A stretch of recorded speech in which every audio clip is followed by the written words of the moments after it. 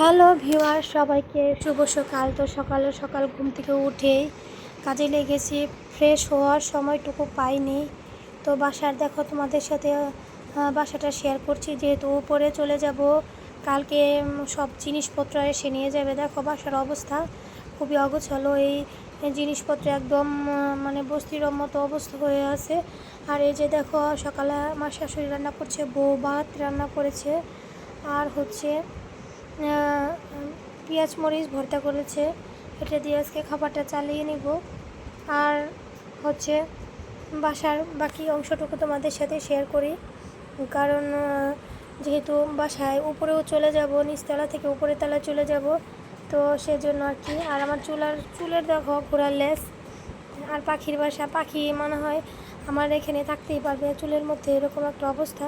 আর ওই যে দেখছো কতগুলো হাঁড়ি পাতিল যা ছিল, বাটি যা ছিল সব একসাথে গুছিয়ে রাখছি, কারণ উপরে যাব। অলরেডি অনেকগুলো উপরে নিয়ে হয়েছে। যে পুচকু তার দুষ্টুমি শেষ হয় না, শেষ ফাঁক পাইলেই উঠে পড়ে চেয়ারের মধ্যে।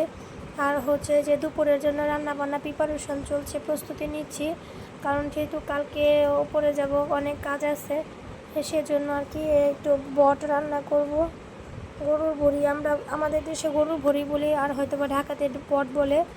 আর এই যে কাতল মাছ রান্না করা হবে, চিচিঙ্গা রান্না করা হবে। আর দেখো কত কতগুলা হাঁড়ি পাতিল জমেছে, দেখতে পারছো? মানে এগুলা কখন কি করব আমার মাথা ঘুরতেছে। তো সবাই ভালো থাকো, সুস্থ থাকো, দেখা হচ্ছে নেক্সট ব্লগে।